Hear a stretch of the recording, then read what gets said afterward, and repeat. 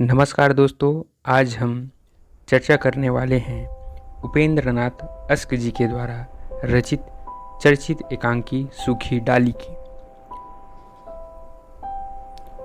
यह विभिन्न आधार पाठ्यक्रम हिंदी में शामिल है। आपके महाविद्यालय या आपके विश्वविद्यालय के अगर सिलेबस में यह पाठ सम्मिलित है तो आप इसके सारांश को समझकर आसानी से अपने पेपर में इसके आए प्रश्नों का उत्तर लिख सकते हैं। तो आइए देखते हैं एकांकी सूखी डाली का सारांश। प्रश्न कुछ इस प्रकार से आ सकता है कि एकांकी सूखी डाली का सारांश अपने शब्दों में लिखिए। प्रस्तुत कहानी एकांकी सूखी डाली श्री उपेंद्र नाथ अस्क द्वारा लिखित एक चर्चित एकांकी है। प्रस्तुत कहानी में घर के मुखिया दादा हैं जो संयुक्त परिवार के पक्षधर हैं। उनके लिए परिवार का मुखिया बरगद का पेड़ है और सभी सदस्य उस बरगद की पेड़ की शाखाएं। जिस प्रकार जड़ के बिना शाखाओं का अस्तित्व नहीं होता, उसी प्रकार शाखाओं के बिना पेड़ की सुंदरता नहीं रह जाती। परिवार में नई बहू बेला आती है।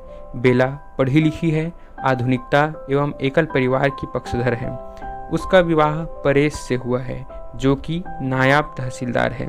बेला हर समय अपने मायके की ही तारीफ करती रहती है, जिससे परिवार के सभी सदस्य उसे अभिमानी समझते हैं। उसके मायके और ससुराल के वातावरण में काफ़ी अंतर होने के कारण वह ससुराल में सबसे तालमेल नहीं बैठा पाती है। ससुराल में बड़ों का आदेश मानना पड़ता था, अपने हिस्से का काम करना पड़ता था, सबको सम्मान देना पड़ता था। इसलिए उसका जो व्यक्तित्व था वह एक प्रकार से दबसा गया था, जिसके कारण उसका मन नहीं लगता था। इस पर इंदु उस परिवार में सबसे अधिक पढ़ी लिखी बेटी थी। अब बेला आ गई थी तो दोनों में तू तू मैं होना स्वाभाविक था। दादाजी ने अपनी बहू बेला के मन में संयुक्त परिवार के प्रति सम्मान व आस्था जगाने के लिए अपने विचार या आदेश उस पर नहीं थोपे, बल्कि बेला की भावनाओं का सम्मान करते हुए परिवार को टूटने से बचाने के लिए हर संभव प्रयास करते हैं। दादाजी अनुशासन प्रिय, समझदार, अनुभवी, दूरदर्शी एवं अनुशासन प्रिय हैं, जिसके कारण आज परिवार हर प्रकार से संपन्न है। दादा ने परिवार के सभी सदस्यों को बुलाकर समझाया कि किस प्रकार छोटी बहू से व्यवहार करना चाहिए। उनकी बातों का मजाक नहीं उड़ाना चाहिए। घर में छोटी बहू भले ही रिश्तों में सबसे छोटी हो, परंतु बुद्धि और योग्यता के मामले में वह भी कम नहीं है। सभी सदस्य उसका आदर करें एवं उसे पढ़ाई के लिए समय दें। उसके कार्यों को भी सब मिल बांट लें और उसे महसूस ही न होने दे कि वह बाहर से या अलग वातावरण से है। सभी सदस्य बेला को कुछ अधिक ही आदर देने लगते हैं, जिससे वह असहज महसूस करने लगती है। वह भी परिवार के अन्य सदस्यों के समान मिलजुल कर रहना चाहती थी। वह दादाजी से कहती है कि वे बरगद के पेड़ से किसी डाली को अलग नहीं देख सकते, परंतु क्या वे यह देख पाएंगे कि कोई डाली पेड़ पर ही सूख गई हो। वह सूखी डाली नहीं बनना चाहती जो पेड़ के विकास में अपना सहयोग न दे पाए।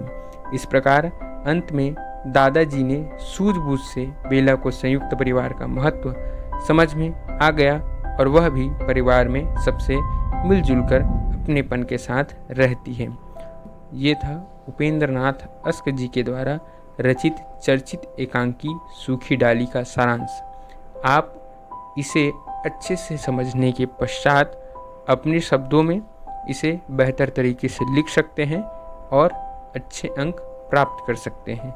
इसी प्रकार के विभिन्न स्नातक एवं स्नातकोत्तर के अध्यायों के सारांश एवं प्रश्नों के उत्तर कैसे लिखें, किस प्रकार से उनको समझें, यह जानने के लिए हमारे चैनल के माध्यम से जुड़े रहें। समय समय पर आपको अपडेट किया जाएगा। चैनल को सब्सक्राइब कीजिए, वीडियो को लाइक कीजिए और अधिक से अधिक लोगों तक शेयर कीजिए। आपका बहुमूल्य समय हमें देने के लिए सादर धन्यवाद।